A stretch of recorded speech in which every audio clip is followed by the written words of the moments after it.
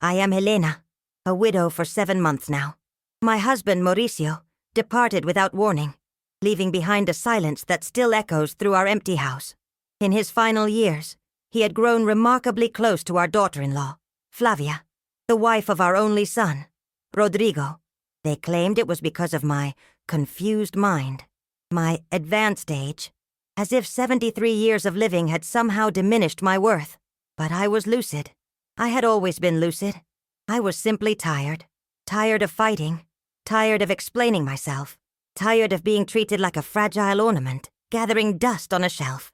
What they didn't know was that I had been silently observing everything. Every whispered conversation. Every meaningful glance. Every calculated gesture. I watched as Flávia slowly but methodically inserted herself into the fabric of our marriage, positioning herself as the devoted daughter-in-law, while subtly undermining my relationship with my own husband. The transformation began innocuously enough. Flávia would visit more frequently, always bearing gifts, homemade meals, fresh flowers, or some small trinket she claimed reminded her of Maurício. She had a way of making herself indispensable, of being exactly where she needed to be, at precisely the right moment. When Maurício complained about his back pain, Flávia would appear with a heating pad and gentle hands. When he struggled with his medication schedule, she would arrive with a detailed chart and patient explanations. At first, I was grateful. Here was someone who genuinely seemed to care about my husband's well-being. But gradually, I began to notice the subtle shifts. Flávia would arrive during our quiet moments together, interrupting our conversations with urgent matters that required Maurício's immediate attention. She would rearrange his schedule without consulting me, booking doctor's appointments and social engagements that conflicted with our long-standing routines. "Helena, dear," she would say with that saccharine smile, "I've taken the liberty of scheduling Maurício's checkup for Thursday. I know you mentioned wanting to visit your sister that day, so I thought it would be perfect timing." The implication was clear. She was the one who remembered important dates, who took initiative, who truly cared about his health. When Maurício fell seriously ill, Flavia's campaign reached its crescendo. She arrived at our home with suitcases and a determined expression, announcing that she would be staying to help with his care. "You shouldn't have to handle this alone at your age," she insisted, her voice dripping with false concern. "Rodrigo and I have discussed it, and we think it's best if Maurício comes to stay with us. We have the guest room set up, and I can monitor him around the clock." The speed with which everything changed was breathtaking. One day I was his wife of 47 years, his partner through every triumph and tribulation, and the next I was relegated to the role of occasional visitor in what had become Flavia's domain. She had effectively moved my husband out of our home, claiming it was for his own good, for his comfort, for his recovery. But it wasn't just physical separation she orchestrated. Flávia systematically cut off my access to our joint accounts, claiming that I was too emotional to handle financial matters during such a difficult time. She took over correspondence with doctors, insurance companies, and even our closest friends. When people called asking about Maurício's condition, she would answer the phone and provide updates, positioning herself as the primary caregiver and information source. "Helena gets so overwhelmed," she would explain to anyone who would listen. "The poor dear just isn't equipped to handle all these medical details. It's better if everything goes through me. Less confusing for everyone involved."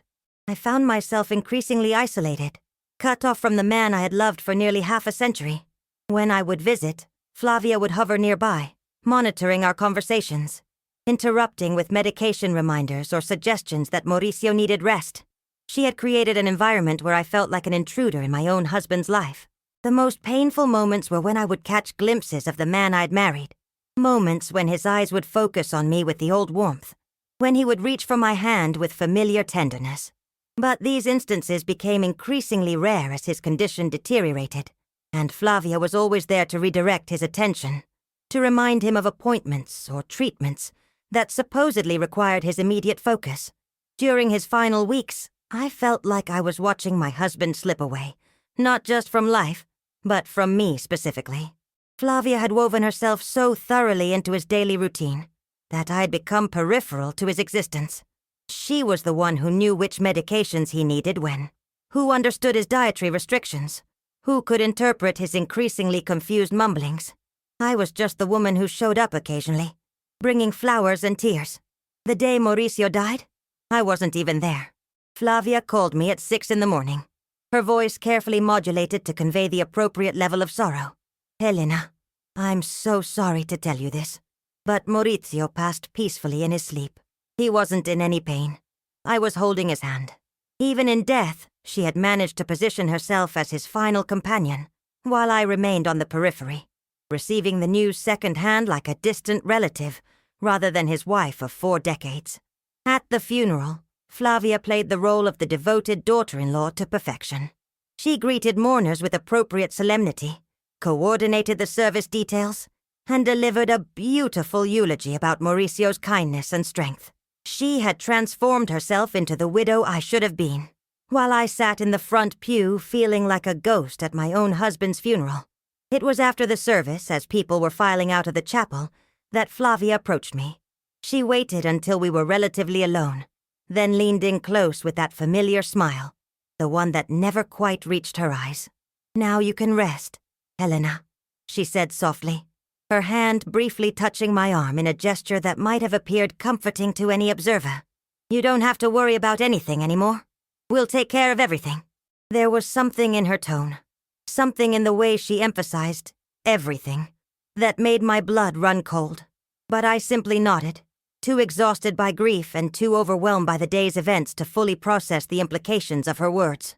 I remained silent, as I had learned to do over the past months. Speaking up had only resulted in being labeled as difficult or confused, so I had retreated into a protective shell of observation and endurance.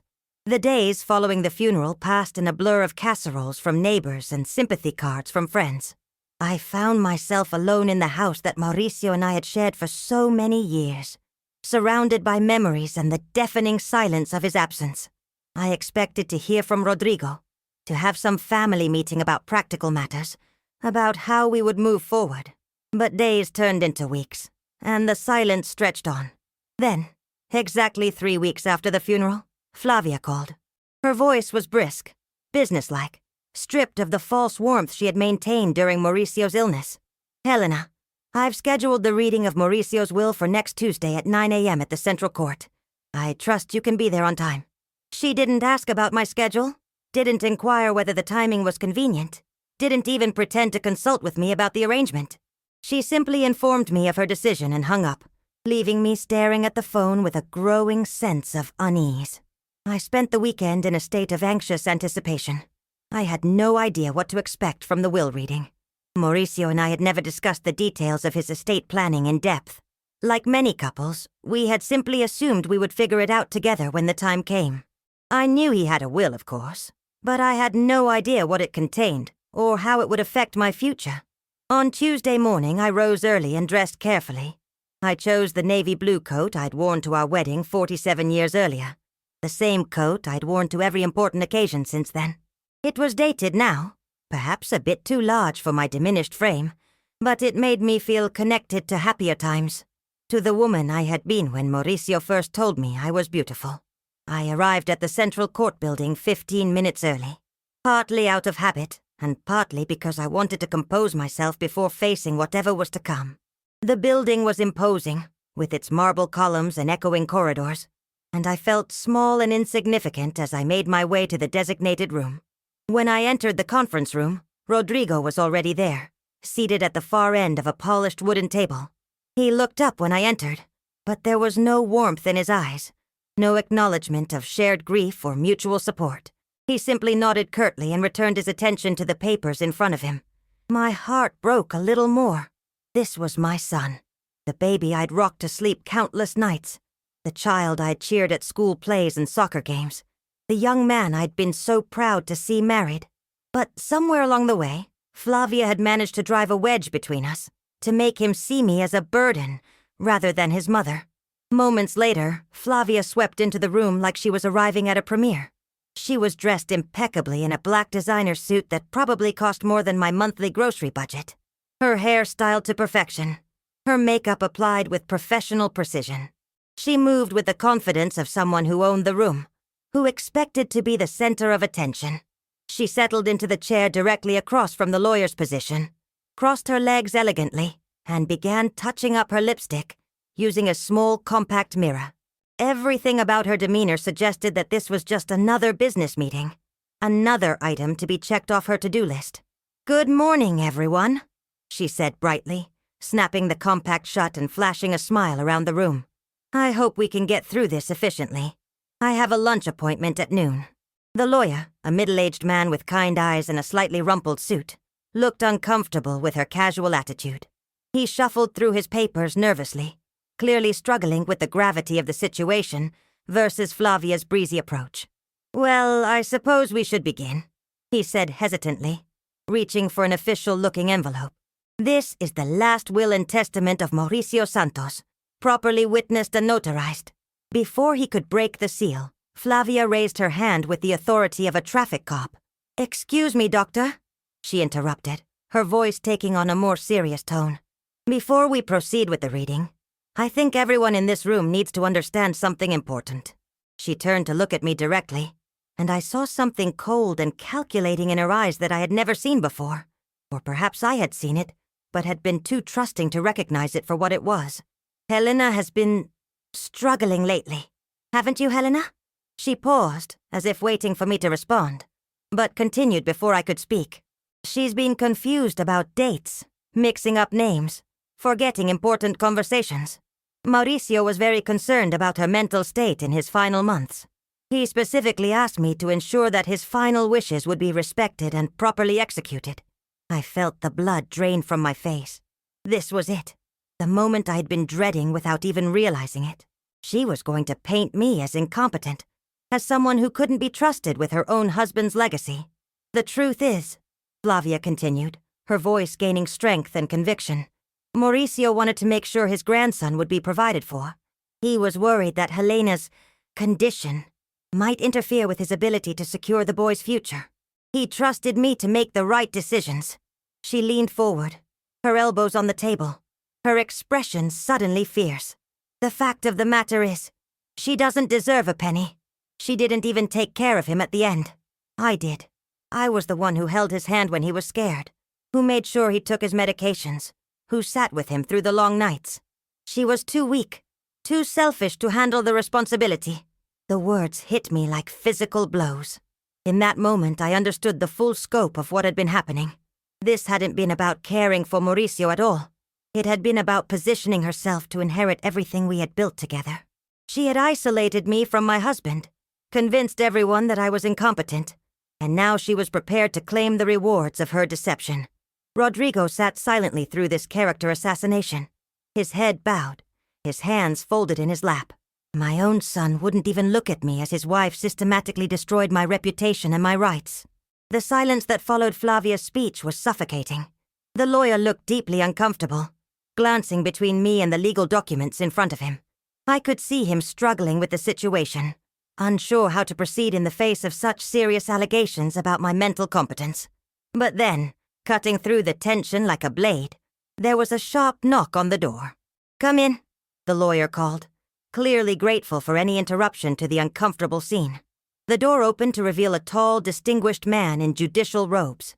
This was Judge Martinez, the court official responsible for overseeing the probate process. Until this moment, he had been sitting quietly in the corner, observing the proceedings as required by law, but remaining largely invisible to the main participants. Now, however, he rose from his chair with deliberate slowness, his movements commanding attention from everyone in the room. His presence seemed to fill the space, lending gravity to a situation that had been threatening to spiral out of control. "With all due respect, Mrs. Flávia," he said, his voice carrying the weight of years of judicial experience, "I feel compelled to interrupt these proceedings." He moved to stand directly in front of the table, his gaze fixed on Flávia with an intensity that made her shift uncomfortably in her seat. The confidence she had displayed moments earlier began to waver under his scrutiny. "Before any will is read in this court," he continued, "it is my duty to present this additional document." From within his legal folder, he withdrew a sealed envelope that bore official court stamps and signatures. The paper was heavy, expensive-looking, and clearly of legal significance. "This is an amendment to the will," written entirely in Mauricio Santos's own handwriting and properly witnessed according to state law.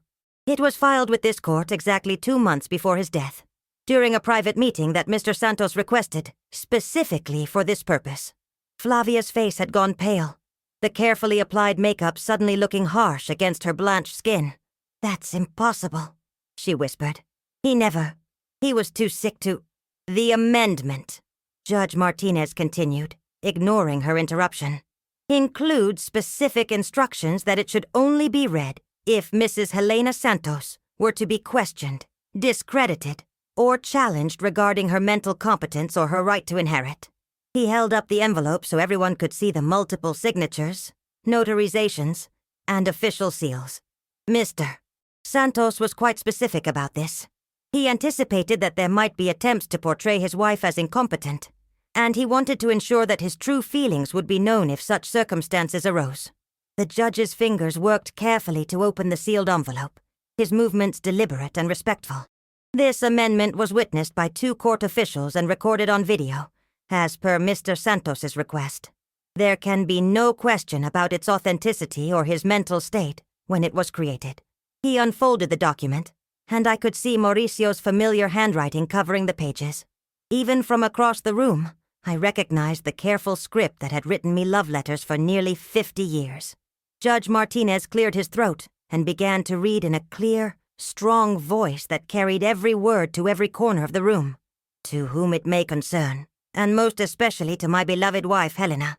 If this amendment is being read, it means that someone has called into question Helena's mental capacity or her right to inherit from our shared life. I want to set the record straight, once and for all. Helena has been my partner, my companion, and my truest love for 47 years.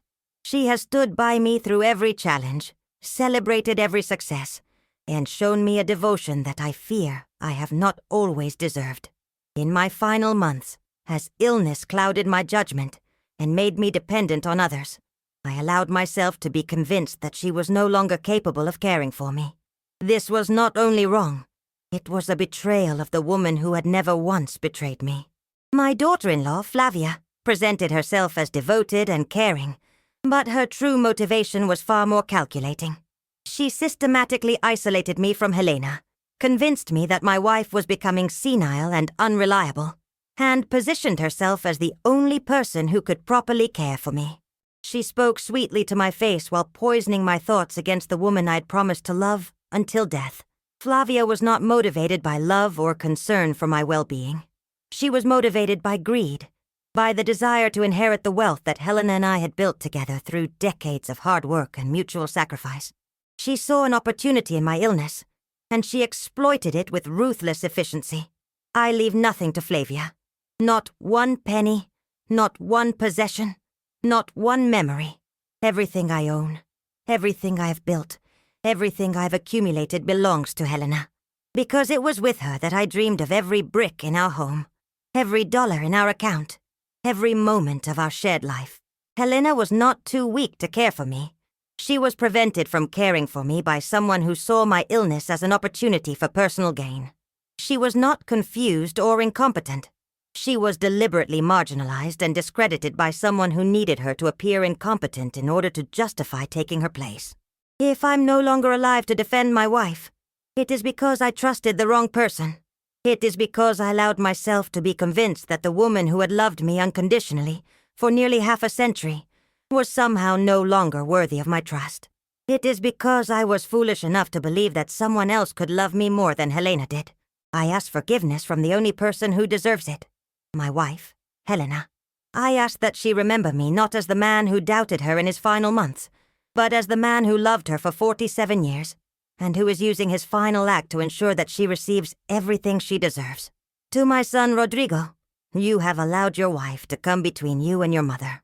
You have stood by silently while she was discredited and marginalized. I hope you will find the courage to make amends for this betrayal of the woman who gave you life and love. To anyone who reads this, Helena Santos is a woman of integrity, intelligence, and dignity. She deserves respect, not suspicion. She deserves honor, not questioning. She deserves everything I can give her, because she gave me everything she had. Signed, Maurício Santos, in full possession of my mental faculties and in complete understanding of the contents of this document. The silence that followed was deafening. Judge Martinez carefully refolded the document, his movements respectful and deliberate. The weight of Mauricio's words seemed to hang in the air like a physical presence. Flávia suddenly lunged to her feet, her chair falling backward with a crash that echoed through the room. Her carefully composed facade had completely crumbled, revealing the desperate, grasping woman beneath. "That's a lie!" she screamed, her voice shrill and hysterical.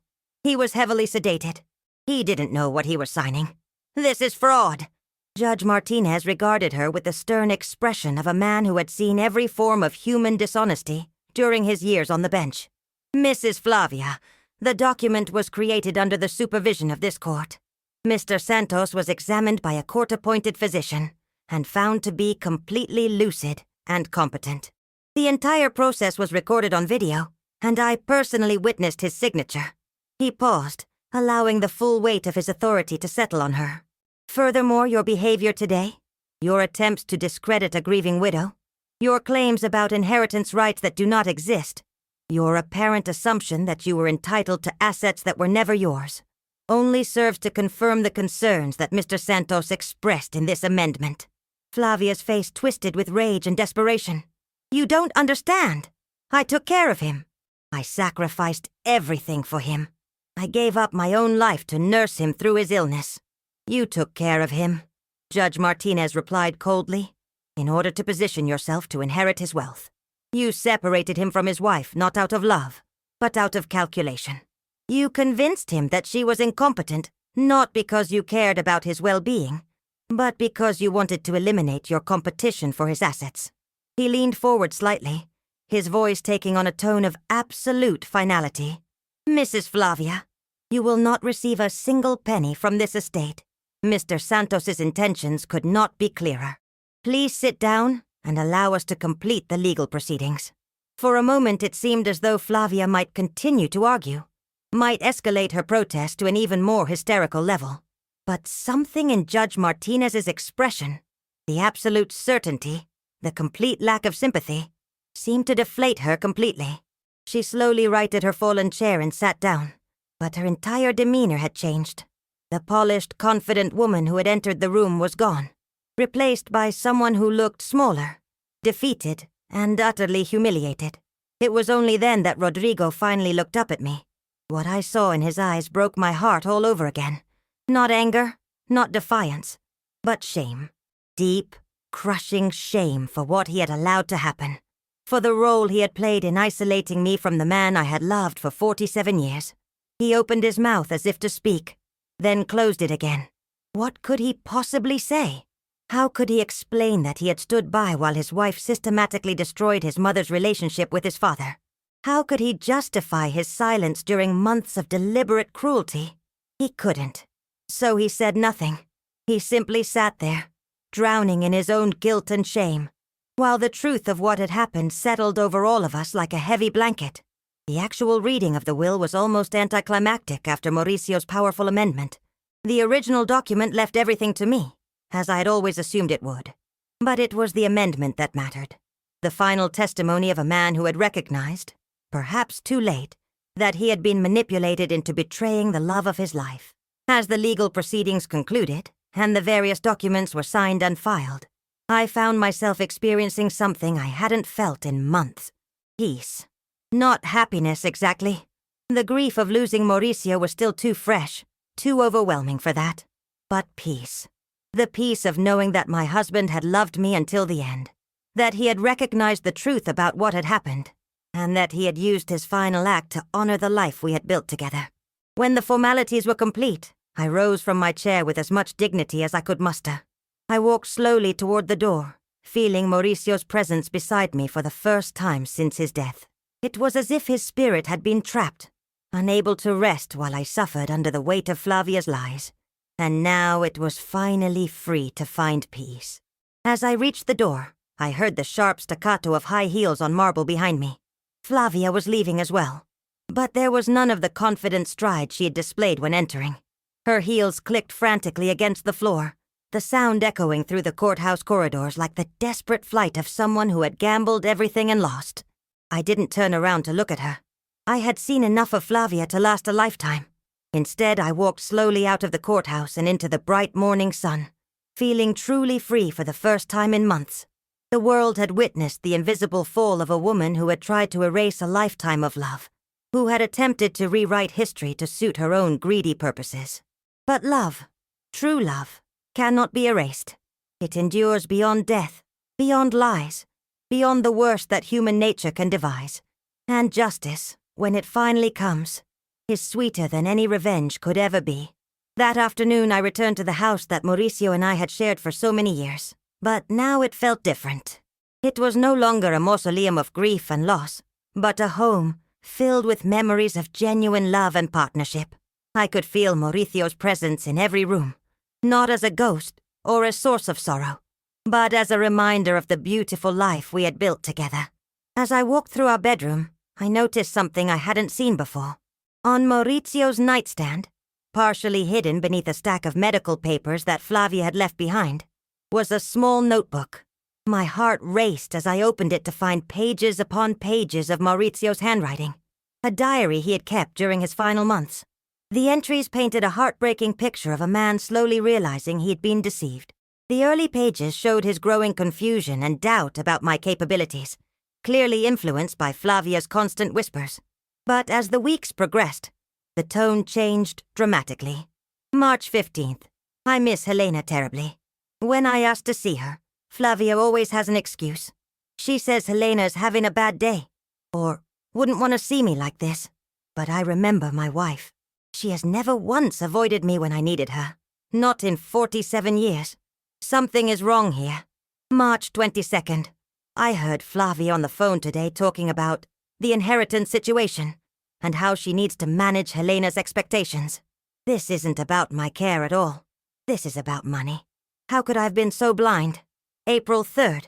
I asked Rodrigo directly about his mother today. He couldn't meet my eyes. My own son has betrayed his mother for his wife's greed. I have failed as a husband and as a father. I must find a way to make this right. The final entry, dated just 3 days before his death, was the most devastating. April 18th. I'm dying, and I've allowed the woman I love most in this world to be stolen from me in my final months. Flávia has isolated me from Helena so completely that I feel like I'm already dead. But I have one last chance to show Helena that I never stopped loving her, that I see through the lies now. Tomorrow I will find a way to get to the courthouse. I will make this right, even if it's the last thing I do. Tears streamed down my face as I read his words. He had known. In the end, he had seen through Flavia's manipulation and had fought back in the only way he could. The amendment to his will wasn't just a legal document. It was a love letter, a final declaration of the truth he had discovered too late. I spent the next several days reading and rereading every entry, feeling closer to Maurício than I had in months. Through his written words, I could trace the journey from confusion to clarity, from manipulation to truth. It was painful, but it was also healing. 2 weeks after the will reading, I received an unexpected visitor. Maria Santos, Mauricio's sister, arrived at my door with tears in her eyes and a bouquet of white roses, the same flowers Maurício had brought me on our first date. "Helena, I owe you an apology," she said, her voice trembling. "I heard about what happened in court, and I need you to know that I never believed Flavia's lies about you. But I was a coward. I should have spoken up." She told me that Flávia had been calling family members for months, spreading stories about my supposed mental decline, poisoning relationships and building support for her version of events. Many people had been uncomfortable with her tales, but no one had been brave enough to confront her directly. "She was so convincing," Maria continued. "She had explanations for everything, examples of your confusion, stories about incidents that supposedly proved you were losing your mind. She made it sound like she was protecting Maurício from having to deal with your deteriorating condition. We spent the afternoon sharing memories of Maurício, and Maria helped me understand the full scope of Flavia's campaign. She had been methodical, strategic, and absolutely ruthless in her pursuit of our assets. She had studied our family dynamics, identified the pressure points, and exploited them with surgical precision. But Maria also brought news that filled me with grim satisfaction. Word of the courthouse confrontation had spread throughout our social circle, and Flavia's reputation had been utterly destroyed. The woman who had built her identity on being the perfect daughter-in-law, the devoted caregiver, the selfless family member, was now known as a manipulative gold digger who had separated a dying man from his wife. "She can't show her face anywhere," Maria reported. "The ladies at the church won't speak to her. The neighbors cross the street when they see her coming. Even her own friends have distanced themselves. She's become a pariah." I felt no joy in Flavia's social destruction, but I did feel a sense of cosmic justice. She had tried to destroy my reputation and relationships, and now she was experiencing the consequences of her actions.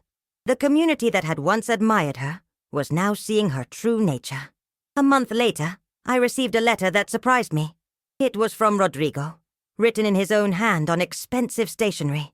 His handwriting was shaky, uncertain, like that of a man struggling to find the right words for an impossible situation.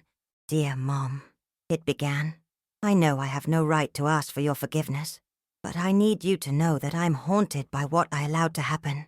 I was weak, and I let my wife convince me that you were becoming a burden to Dad. I believed her lies, because it was easier than confronting the truth about what was really happening. I watched you suffer. I watched you being pushed aside, isolated, discredited, and I said nothing.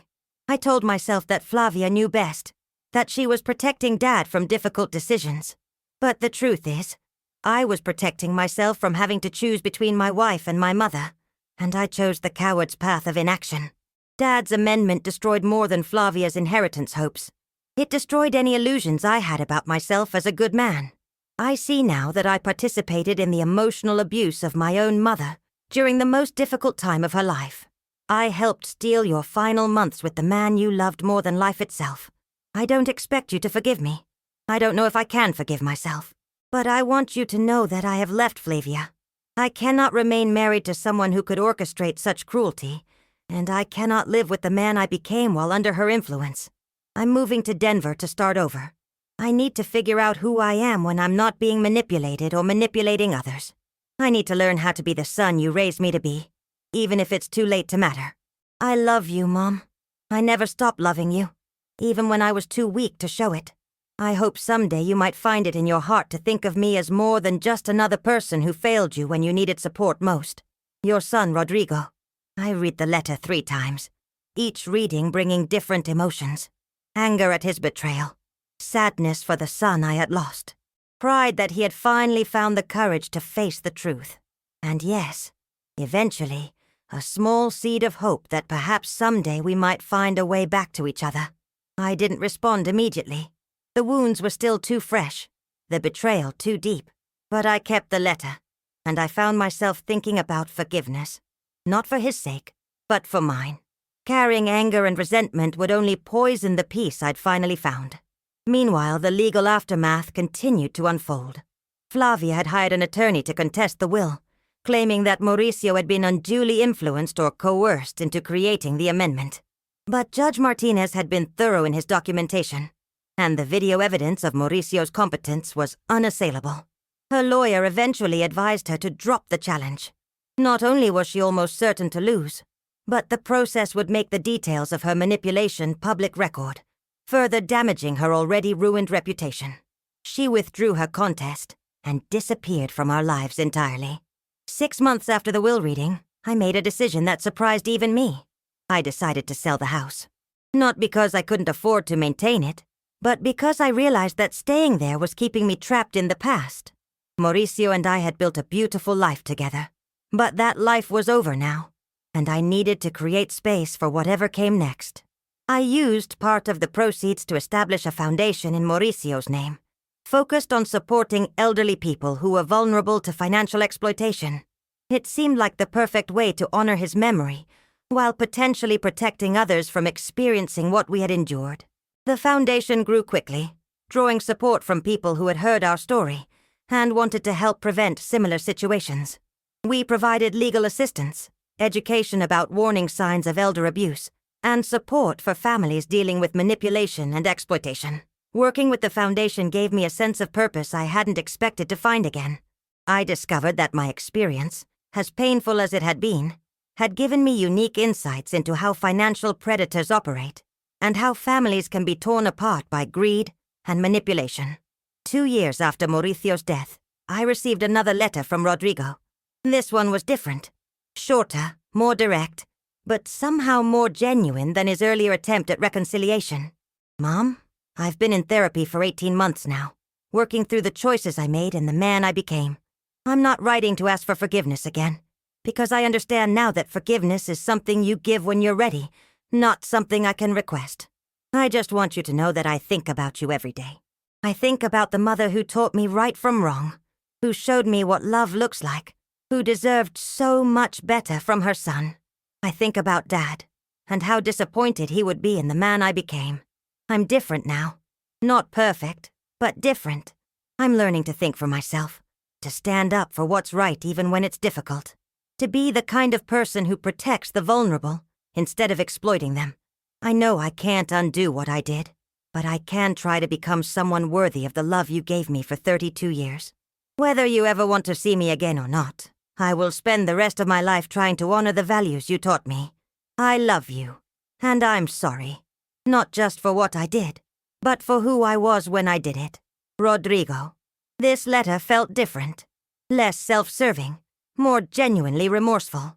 But more importantly, it felt like it came from a person who had genuinely changed, rather than someone who was simply trying to manipulate me into forgiveness. I thought about it for weeks before finally picking up the phone. When I called, we both cried. We talked for 2 hours, neither of us trying to minimize what had happened or rush toward reconciliation. We simply acknowledged the truth of our situation and agreed to take small steps toward rebuilding some kind of relationship. It wasn't easy. Trust, once broken so completely, doesn't heal quickly. But gradually, over months and years, we began to find our way back to each other. Not to the relationship we had before. That innocent, uncomplicated love between mother and son was gone forever, but to something new. Something built on honesty and mutual respect, rather than assumed loyalty. Rodrigo became one of the Foundation's most dedicated volunteers, using his business skills to help us expand our reach and effectiveness. He never asked for praise or recognition for his work, and he never tried to use his involvement to somehow earn his way back into my good graces. He simply showed up, did the work, and let his actions speak for themselves. 5 years after Mauricio's death, I received news that Flávia had died in a car accident in another state. She had been living under an assumed name, working as a home health aide, a job that, given her history, seemed almost grotesquely inappropriate. The irony wasn't lost on me that she had ended up in exactly the kind of position that would have allowed her to exploit other vulnerable people. I felt no satisfaction in her death, but I did feel a sense of closure. The woman who had tried to destroy my life, who had stolen my final months with my husband, who had turned my son against me, was gone. Justice had been served, not through any action of mine, but through the natural consequences of living a life built on lies and manipulation. As I entered the final years of my life, I found myself reflecting on the lessons I had learned from that terrible period. I had learned that love can survive even the most determined attempts to destroy it. I had learned that truth, no matter how long it takes to emerge, will eventually find its way to the surface. I had learned that forgiveness is not about forgetting or excusing, but about choosing peace over perpetual anger. Most importantly, I had learned that even in our darkest moments, we have the power to choose how we respond to injustice. We can choose bitterness or healing, revenge or forgiveness, isolation or connection. These choices don't erase the harm that was done, but they determine whether that harm will continue to poison our lives, or whether we will find a way to transform it into something meaningful. On my 80th birthday, surrounded by friends from the Foundation and the small family I'd managed to rebuild with Rodrigo, I raised a glass of champagne and offered a toast to Maurício. Not to the man who had doubted me in his final months, but to the man who had loved me for 47 years, and who had used his final act to set the record straight. To love, I said, which endures beyond death, beyond lies, beyond the worst that human nature can devise. To justice, which may be delayed but is never denied. And to the truth, which always finds a way to shine through the darkness. The room was quiet for a moment, and then everyone raised their glasses.